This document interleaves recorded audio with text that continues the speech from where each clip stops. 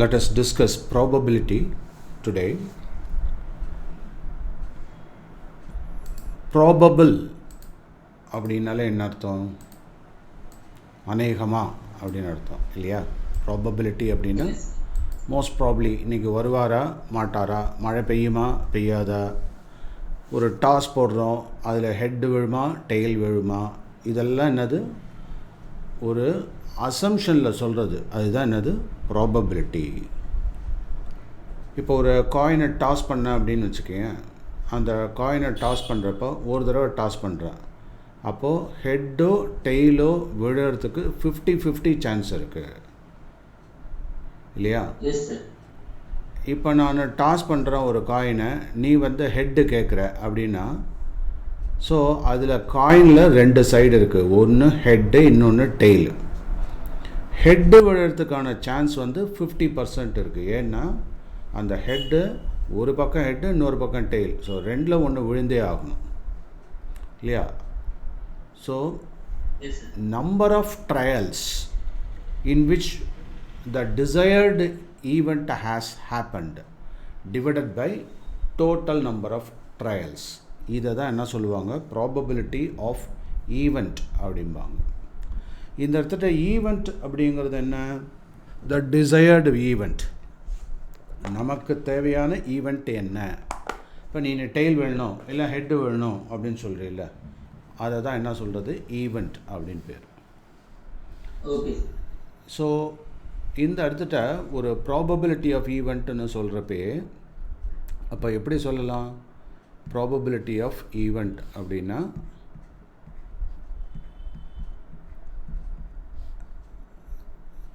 Number of trials அப்படின்னு சொல்கிறோம். So number of the desired elements or events divided by the number of elements in the sample space அப்படின்னு சொல்கிறது. இப்போ coin வந்து head tail ஒரு தடவை தான் நம்ம போட போகிறோம் அப்படின்னா, so the sample space, the set of sample elements அப்படிங்கிறது ஹெட்டு டெய்ல். ஸோ அப்போ நம்பர் ஆஃப் சாம்பிள் எலிமெண்ட்ஸ் டோட்டலாக இதில் இருக்கக்கூடியது எவ்வளோ? 2 தான். ஒன்று ஹெட்டு விழணும் இல்லை டெய்ல் விழணும், ஆனால் டோட்டலாக 2 இருக்குது. இப்போ என்னுடைய டிசைர்டு ஈவெண்ட் என்ன? என்னுடைய டிசைர்டு ஈவெண்ட்டு அதாவது ஹெச் மட்டும்தான், எனக்கு ஹெட்டு தான் வேணும் அப்படின்னு நான் சொல்கிறேன். அப்போ நம்பர் ஆஃப் இந்த இடத்துட்ட என்ன பண்ணுறேன், டிசைர்டு ஈவெண்ட்டை நான் மென்ஷன் பண்ணிடுறேன், ஹெட்டு மட்டும்தான் விழணும். அப்போது நம்பர் ஆஃப் ஹெச் விழுறதுக்கு ஒரு சான்ஸ் இருக்குது. அப்போ ப்ராபபிலிட்டி ஆஃப் இந்த இடத்துல ஹெட்டு விழுறதுக்கான சான்ஸ் என்ன?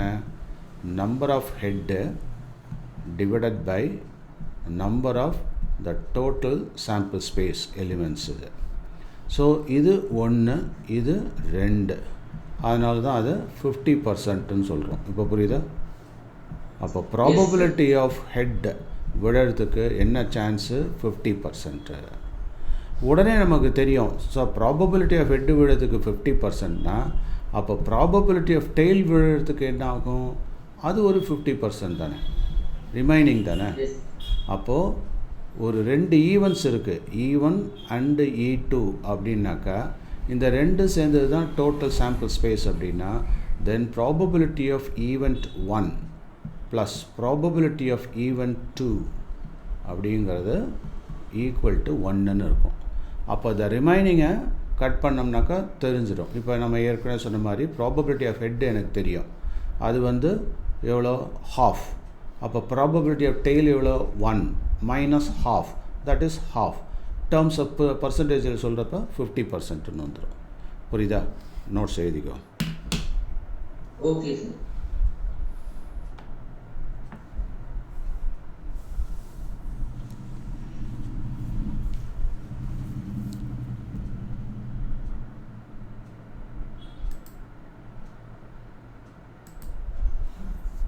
Look at this problem. A coin is tossed 1000 times.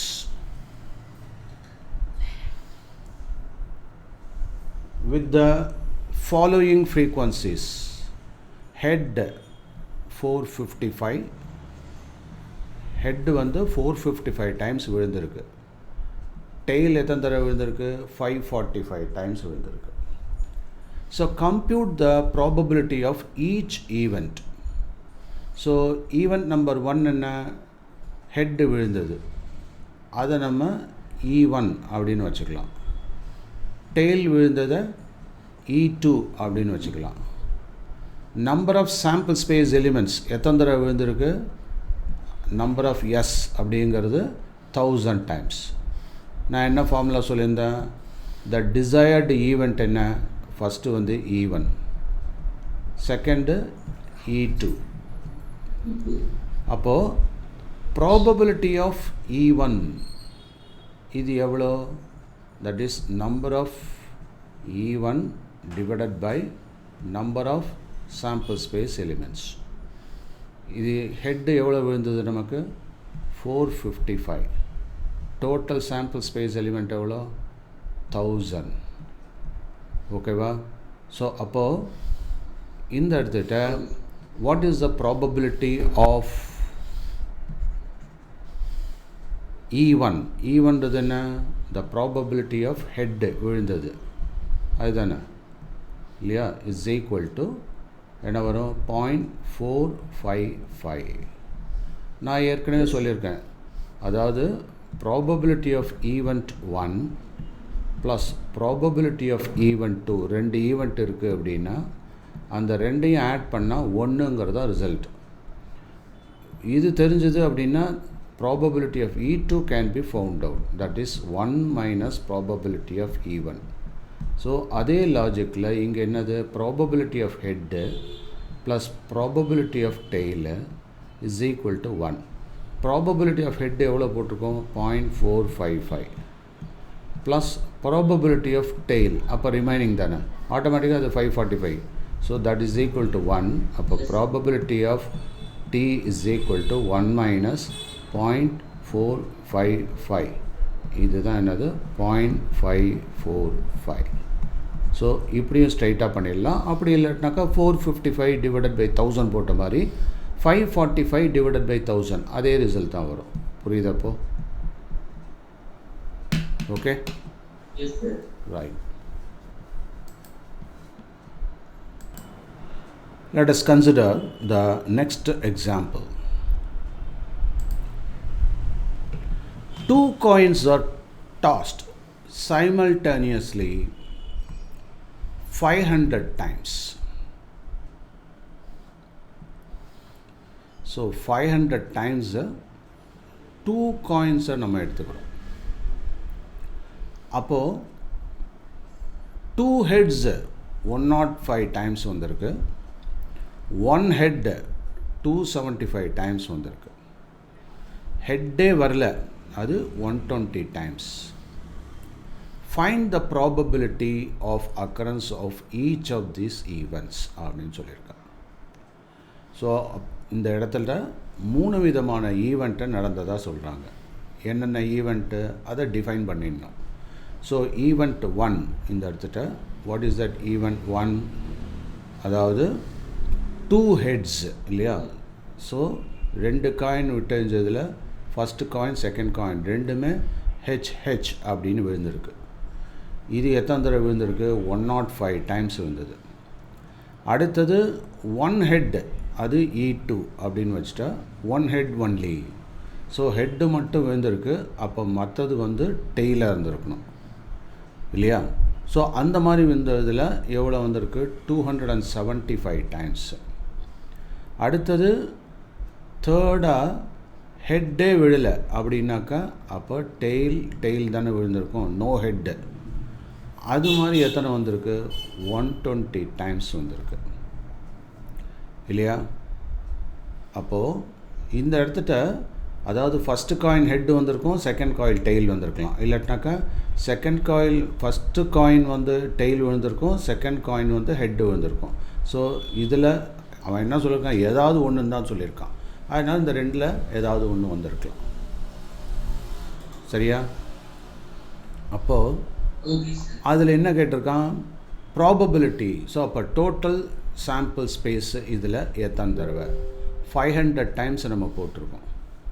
இல்லையா? ஸோ 500 டைம்ஸ் போட்டிருக்கோம் அப்படின்னா அப்போது number of sample space elements வந்து எவ்வளோ? 500 டைம்ஸ். அப்போ ப்ராபபிலிட்டி ஆஃப் E1 எவ்வளோ? Number of E1 divided by number of S இல்லையா? நம்பர் ஆஃப் E1 எவ்வளோ? 105 டிவைடட் பை நம்பர் ஆஃப் Sங்கிறது 500. ஸோ அதோட வேல்யூ 0.21. புரியுதா? அதே மாதிரி probability of E2. So number of E2 divided by number of sample space element. இது எவ்வளோ? 275 divided by அதே 500. So that is equal to 0.24. 0.24 இல்லை 0.55. அடுத்தது தேர்ட் வந்து என்ன? That is no head. ரெண்டுமே டெய்ல்னு அர்த்தம் இல்லையா? ஸோ அது மாதிரி எவ்வளோ வந்திருக்கு? Number of E3 divided by number of total space elements. இப்போ 120 டிவைடட் பை 500. ஸோ அப்படிங்கிறப்போ அந்த இடத்துல 0.24 அப்படிங்கிறது தான். புரியுதா? இது எல்லாத்தையும் இப்போது ஆட் பண்ணிப்பார். 1 + 5 6, 6 + 4 10, பேலன்ஸ் 1, 3, 8, 10. அப்போ ஆட் பண்ணால் 1 வந்துடுதா? ஸோ அப்போ இதை ஆல் இன்க்ளூசிவாக பண்ணாக்கா ப்ராபபிலிட்டி 1. ஸோ அவன் கேட்ட கொஷின்ஸ் என்ன? ப்ராபபிலிட்டி ஆஃப் 2 ஹெட்ஸு, அதுதான் இந்த ஆன்சர். அடுத்தது ப்ராபபிலிட்டி ஆஃப் 1 ஹெட், அது 0.55. அடுத்தது ப்ராபபிலிட்டி ஆஃப் நோ ஹெட், அது 0.24. Do you understand? Yes, sir. Right, copy it.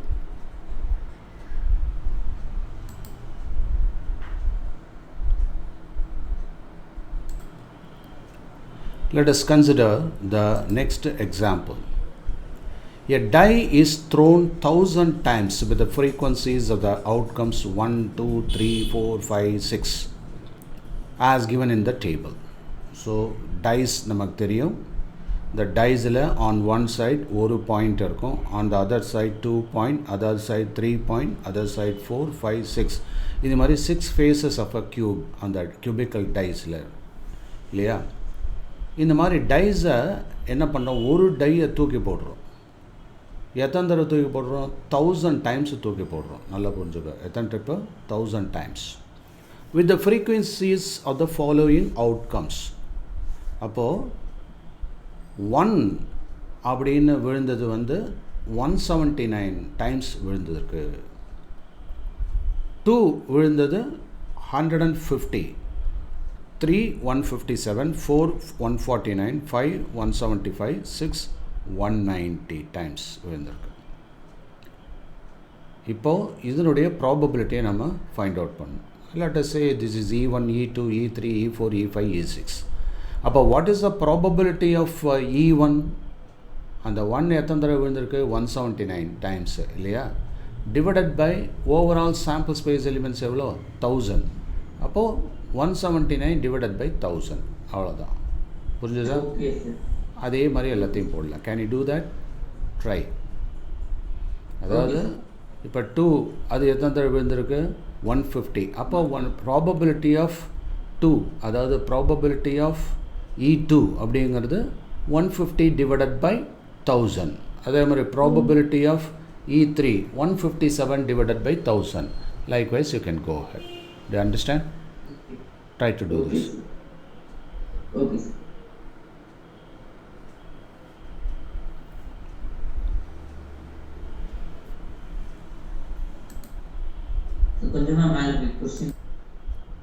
When we add these all probabilities, it becomes 1. That is probability of E1, probability of E2, all these things. So summation of these up to 6, that results 1. So the probability of each event lies between 0 and 1. The sum of all probabilities is 1. So E1, E2, E3 up to E6 cover all possibilities and all possible outcomes of a trial. Now let me consider the next example. On one page of a telephone directory, there are 200 telephone numbers.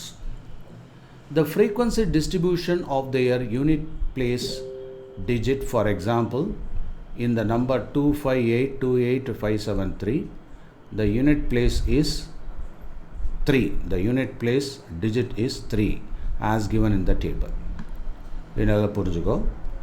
So, இதில் 0 digit அப்படிங்கிறது 22 times repeat ஆகுது.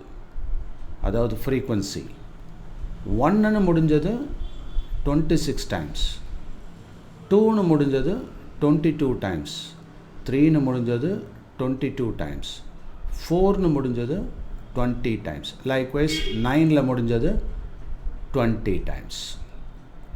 இப்போ without looking at the page, the pencil is placed on one of these numbers. எதுலையாவது ஒரு நம்பரை அந்த phone நம்பரில் வைக்கிறோம். So the number is chosen at random. Then what is the probability that the digit in its unit place is 6? அதாவது 6 அப்படி unit பிளேஸில் 6 வர மாதிரி எத்தனை நம்பர் வரத்துக்கு சான்சஸ் இருக்குது, அதனுடைய ப்ராபபிலிட்டி என்ன, 6 வரத்துக்கு சான்சஸ் என்ன அப்படின்னு பார்த்தா, இந்த 6 எத்தனை தடவை வந்திருக்கு நல்லா பாரு. த ஃப்ரீக்வன்சி ஆஃப் 6 அது எவ்வளோ, 14 times. டோட்டல் டெலிஃபோன் நம்பர் எவ்வளோ சொல்லியிருக்கான் ஒரு பேஜில், 200. அப்போ ஃப்ரீக்வன்சி ஆஃப் 6ங்கிறது 14, அதுதான் நம்பர் ஆஃப் 6 இல்லையா, டிவைடட் பை என்னது, the total space elements. So அப்போ இந்த இடத்துல 6 வரதுக்கு 14 times இருக்குது, 14 ஃப்ரீக்வன்சி டிவைடட் பை 200. அப்போ அதனுடைய ப்ராபபிலிட்டி எவ்வளோ, 0.07. இப்போ புரிஞ்சுதா? Yes sir.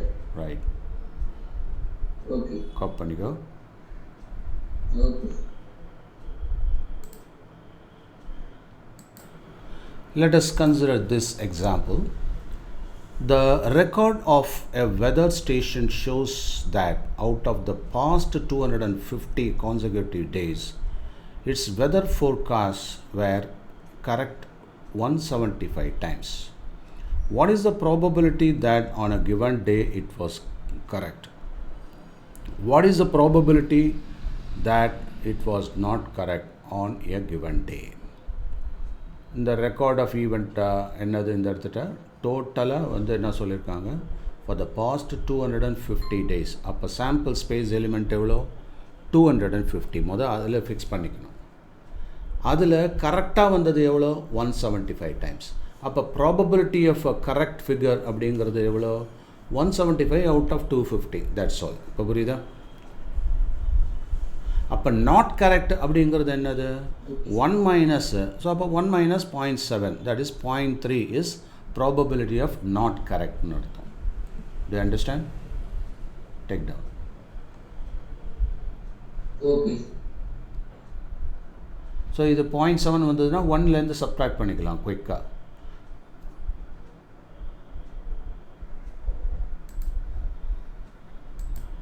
Let us consider another example. A tire manufacturing company kept a record of the distance covered before a tire needed to be replaced. The table shows the result of 1000 cases.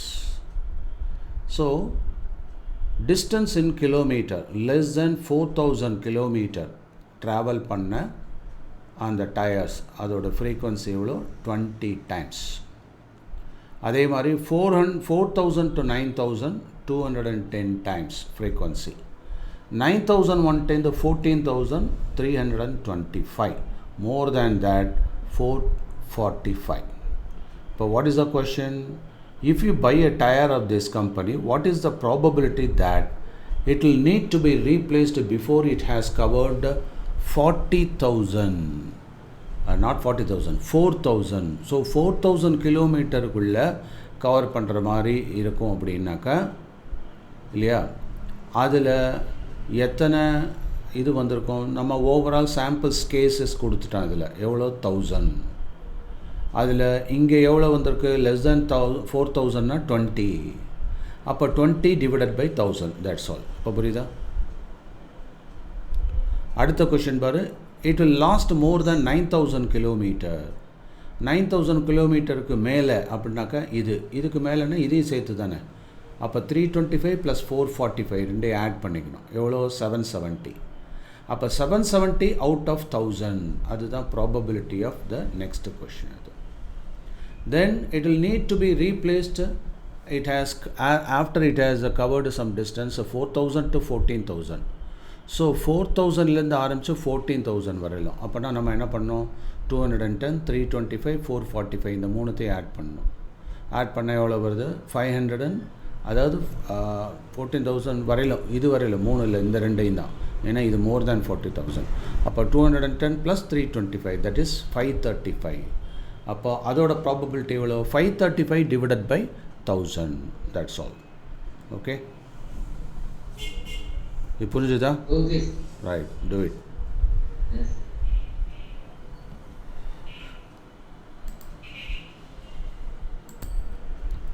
Let us consider this example. The percentage of marks obtained by a student in the monthly unit test are given here. So first unit டெஸ்ட்டில் 69% அந்த student எடுத்திருக்கான். இந்த second unit test 71, third 73, fourth 68, fifth 74.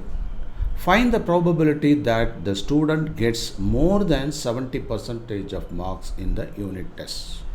So more than 70% of marks எடுத்ததுக்கு எப்பப்பெல்லாம் அதனுடைய probability எங்கெங்கெல்லாம் 70%க்கு மேலே எடுத்திருக்கான். That is percentage of marks இந்த செகண்ட் டெஸ்ட்டில், அப்புறம் தேர்ட் டெஸ்ட்டில், அப்புறம் ஃபிஃப்த்து டெஸ்ட்டில், இல்லையா? அப்போ டோட்டல் நம்பர் ஆஃப் டெஸ்ட் எவ்வளோ வச்சுருக்காங்க? 5 டெஸ்ட் வச்சுருக்காங்க. அதில் 3 டெஸ்ட்டில் அவன் 70க்கு மேலே எடுத்திருக்கான், இல்லையா? அப்போது இந்த இடத்துட்ட சாம்பிள் ஸ்பேஸ் எவ்வளோ? டோட்டலாக 5. ஏன்னா 5 யூனிட் டெஸ்ட் வச்சுருக்கான். அதில் எத்தனை டெஸ்ட்டில் அவன் மார்க்ஸ் எடுத்திருக்கான்? 70க்கு மேலே எடுத்திருக்கான் அப்படின்னா 3 டெஸ்ட்டில். அப்போ 3 out of 5. ஸோ அப்போ ப்ராபபிலிட்டி ஆஃப் ஸ்கோரிங் அபவ் 70% அப்படிங்கிறது என்ன?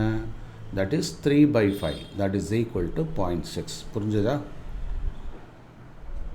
Yes, sir. இந்த இடத்துல இந்த நம்பரை வச்சு கன்ஃபியூஸ் பண்ணிடக்கூடாது. இது மார்க்ஸ் தான். அது இட் இஸ் நாட் ஃப்ரீக்வன்சி. அப்போ ஃப்ரீக்வன்சிங்கிறது என்ன? இந்த இடத்துல எத்தனை தடவை நாம் எண்ணி பார்க்குறோம்ல, அதுதான் ஃப்ரீக்வன்சி. புரியுதா? ஸோ ஜாக்கிரதையாக இருக்கணும். நோட் பண்ணிக்கோ. Okay. Let us consider another example. An insurance company selected 2000 drivers at random, that is without any preference to one driver over another, in a particular day, in a particular city, to find a relationship between age and accidents. The data obtained are given below. So age of driver இங்கே இயர்ஸில் கொடுத்துருக்காங்க. 18 இயர்ஸ்லேருந்து 29 years வரையிலும். So accident ஆனது 1 இயரில் ஒரு தடவை, அதாவது ஆக்சிடெண்ட்டே ஆகாமல் இருந்தது 440. அதே இது ஒரு ஆக்சிடெண்ட் நடந்தது 160, 2 ஆக்சிடெண்ட் ஆனது 110, 3 ஆக்சிடெண்ட் ஆனது 61, 3க்கு மேலே ஆக்சிடெண்ட் ஆச்சு அப்படின்னா 35%. இதே இது 30 to 50 அதில் பார்த்தா 505, 125 எக்ஸட்ரா. தென் அபவ் 50ல் 360, 45, 35, 15, 9. இது ஒரு டேபிள். இப்போ இதுலேருந்து வேரியஸ் இன்ஃபரன்சஸ் எடுக்கிறதுக்கு இந்த ப்ராபபிலிட்டி யூஸ் ஆகுது. எப்படி? கொஷினை கவனி. Find the probability of the following events for a driver chosen at random from the city being 18 to 29 years of age, அதாவது 18லேருந்து 29 வயசில். அதுக்கப்புறம் having exactly 3 accident in 1 year. So 3 ஆக்சிடெண்ட்டை ஏற்படுத்தின அந்த 18லேருந்து 29 ஏஜ் குரூப்பில் உள்ள டிரைவர்ஸ் எத்தனை பேர் அப்படின்னு பார்த்தா 3 ஆக்சிடெண்ட் இங்கே இருக்குது, 18 to 29 இங்கே இருக்குது. அப்போது 61 டிரைவர்ஸு, அந்த 61 ஆக்சிடெண்ட்ஸு அந்த மாதிரி ஆகிருக்கு. இந்த 61 நம்பர்ஸ், மோர் தேன் 3 ஆக்சிடெண்ட்ஸ் ஆன குரூப் 61. புரியுதா? So Okay. அதோட ப்ராபபிலிட்டி அங்கே கேட்டிருக்காங்க. அப்போ ப்ராபபிலிட்டி நம்ம என்ன பண்ணணும்? 61 டிவைடட் பை, அதுக்கப்புறம் இந்த டோட்டல் சாம்பிள் ஸ்பேஸ் எலிமெண்ட்ஸ் எவ்வளோ கொடுத்துருக்கான்? 2000 டிரைவர்ஸு. அப்போ 61 டிரைவர்ஸு டிவைடட் பை 2000 டிரைவர்ஸ் இல்லையா? ஸோ 61ன்றது அந்த ஸ்பெசிஃபிக் டிசைர்டு ஈவெண்ட் நமக்கு, divided by total sample space எவ்வளோ இங்கே? 2000 டிரைவர்ஸ். ஸோ அதனோட ரேஷியோ அப்படின்னு பார்த்தா 0.031. செகண்ட் கொஷின் என்ன கேட்டிருக்கான்? 30 to 50 years ஓல்டில், அதாவது 30 to 50 years ஓல்டில் age and having one or more accident. So ஒரு ஆக்சிடெண்ட்டோ இல்லாட்டினா அதுக்கு மேற்பட்டோ எத்தனை டிரைவர்ஸ் அந்த மாதிரி பண்ணியிருக்காங்கன்னா, அப்போ நம்ம என்ன பண்ணணும்? 1 ஆர் மோர்னு கொடுத்துருக்கான். ஸோ 30 to 50ல் அப்போ 125, இதையும் சேர்க்கணும், இதையும் சேர்க்கணும், இதையும் சேர்க்கணும் இல்லையா? ஸோ 125 + 60 + 22 + 18 எவ்வளோ ஆச்சு டோட்டலாக? That is 225. இது ஏன் நான் ஆட் பண்ணுறேன்னு தெரியுதா? ஏன்னா ப்ராபபிலிட்டி ஆஃப் என்னது? மோர் தேன் ஒன் ஆக்சிடென்ட் கேட்டிருக்கான். அப்போனா 1 and more than one accident, அப்படின்னா இதையும் சேர்த்து தான் ஆகணும். ஸோ மோர் தேன் 1னா 2 ஆக்சிடென்ட்டும் இன்க்ளூடடு, 3யும் இன்க்ளூடட், ஓவர் 3யும் இன்க்ளூடட். ஸோ அதுதான் எல்லாமே 125லேருந்து ஆட் பண்ணி 225. அப்போ 225 அவுட் ஆஃப் 2000 அவங்க வந்து இவ்வளோ டிரைவர்ஸ், அதாவது 0.113 ப்ராபபிலிட்டி என்ன ஆகுது? இந்த மாதிரி accident more than one time பண்ணியிருக்காங்க. இப்போ புரியுதா? இன்னொரு கொஷின் என்ன கேட்டிருக்கான்?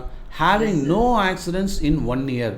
1 yearல ஆக்சிடெண்ட்டே ஆகிருக்கக்கூடாதுப்பா, இரஸ்பெக்டிவ் ஆஃப் த ஏஜ் அப்படின்னு பார்த்தா 1 year நோ ஆக்சிடெண்ட் அப்படின்னா என்னென்ன இருக்குது? 440, அதாவது 18லேருந்து 29 ஏஜ் குரூப்பில் 440 பேர் வந்து ஆக்சிடெண்ட்டே இல்லை. 30 to 50 இயர்ஸில் 505 நோ ஆக்சிடெண்ட். அபோவ் 50ல் 360 நோ ஆக்சிடெண்ட். அப்போ இதெல்லாம் ஆட் பண்ணணும். ஸோ 440, 505, 360 எவ்வளோ ஆச்சு? அதெல்லாம் சேர்ந்தது 1305. அப்போ 1305 டிவைடட் பை 2000, அதுதான் என்னது?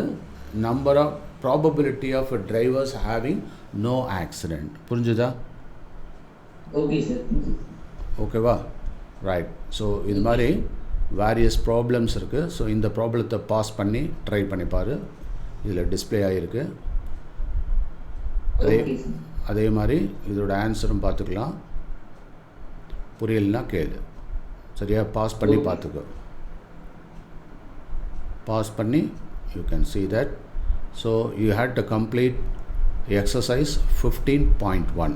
ஸோ இதெல்லாம் ஒரு தடவை போட்டு ப்ராக்டிஸ் பண்ணிட்டு எக்ஸசைஸ் 15.1 வந்து நீனும் கண்டினியூ பண்ணிக்கலாம். ஓகேவா? Okay, sir.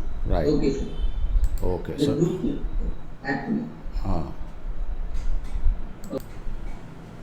thank you for watching this video.